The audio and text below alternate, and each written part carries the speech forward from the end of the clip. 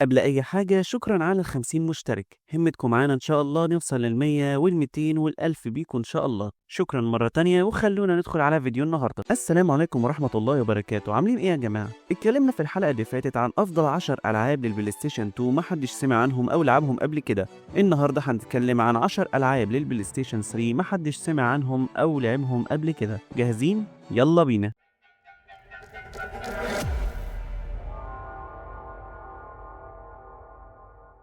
اللعبة رقم 1 واللي اسمها بيناري دومين. اللعبة دي بتاخدك لعالم مستقبلي كل حاجة فيه متطورة، والبشر اخترعوا روبوتات عايشة وسطهم شبه البشر لدرجة انك مش بتعرف تفرق بينهم. انت بتلعب بشخصية قائد فرقة اسمه دان مارشال، وبتروح مهمة صعبة جدا في اليابان عشان تواجه روبوتات بدأت تتمرد وتخرج عن السيطرة. اللعبة أكشن بمعنى الكلمة، كل مواجهة بتحتاج تخطيط، والأسلحة بتديك إحساس القوة. كمان في حاجة جامدة جدا إن ردود أفعالك وكلامك مع زميلك في الفريق بتأثر على علاقتك بيهم، وده بينعكس على نهاية اللعبة. واللعبة رقم 2 واللي اسمها شادوز اوف ذا ديمون. اللعبة دي من أغرب ألعاب الأكشن اللي ممكن تجربها. بتلعب بشخصية جارسيا هوتسبير، وهو صياد شياطين بيعيش مغامرة في الجحيم عشان ينقذ حبيبته اللي الشياطين خطفوها. اللعبة مليانة أكشن تقيل مع وحوش مرعبة وأسلحة فريدة زي بندقية بتتحول من شكل للتاني. الأجواء سوداوية جدا بس فيها لمسة فكاهية غريبة كده تخلي اللعبة مميزة. الموسيقى كمان رهيبة وبتحسسك إنك في فيلم أكشن رعب. واللعبة رقم 3 واللي اسمها Enslaved Odyssey to the West. اللعبة بتحكي عن عالم بعد خراب كبير، كل حاجة تقريبا بقت أطلال، والروبوتات اللي كانوا في الأصل بيحموا البشر بقوا بيقتلوهم. انت بتلعب بشخصية اسمها مونكي، وهو مقاتل قوي جدا. بتتعاون مع بنت اسمها تريب اللي بتتحكم فيك عن طريق جهاز مثبت في دماغك. هدفكم تهربوا من الروبوتات وتوصلوا لمكان آمن. اللعبة مليانة أكشن ممتع سواء في القتال أو التسلق، والقصة مشوقة جدا ومليانة لحظات مؤثرة. واللعبة رقم 4 واللي اسمها ويب. لو بتحب أفلام الأكشن السريعة والجنونية اللعبة دي ليك. بتلعب بشخصية اسمها روبي مالون، وهي قاتلة مأجورة بتستخدم المسدسات والسيوف بشكل رهيب. كل حركة بتعملها شبه مشاهد الأكشن في الأفلام، زي إنك تضرب بالمسدسات وأنت بتتزحلق أو بتنط في الهواء. اللعبة فيها ستايل كلاسيكي كده يشبه أفلام الثمانينات، مع موسيقى تحمسك طول الوقت. أسلوب القتال سلس وممتع جدا. اللعبة رقم 5 واللي اسمها فانكويتش. اللعبة دي مليانة أكشن سريع وحماسي، بتحسسك إنك بطل خارق. بتلعب بشخصية سام، وهو جندي بيستخدم بدلة متطورة بتخليه يتحرك بسرعة رهيبة ويعمل حركات بهلوانية في القتال. القصة بتتكلم عن معركة ضد جيش من الروبوتات، وكل مستوى مليان مواجهات ملحمية.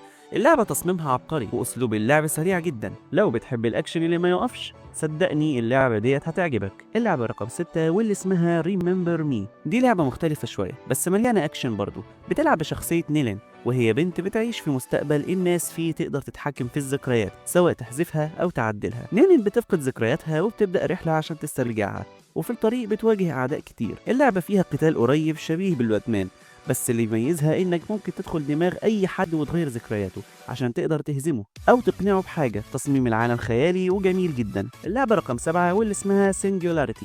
اللعبة دي بتجمع بين الأكشن والخيال العلمي. بتلعب بجندي بيتحكم في جهاز اسمه TMD، وده بيخليك تتحكم في الزمن زي إنك تعيد إصلاح حاجة مكسورة أو تخلي عدو يشيخ ويموت. القصة بتدور حوالين تجربة علمية فاشلة حصلت في جزيرة روسية، ونتج عنها وحوش وتغيرات في الزمن.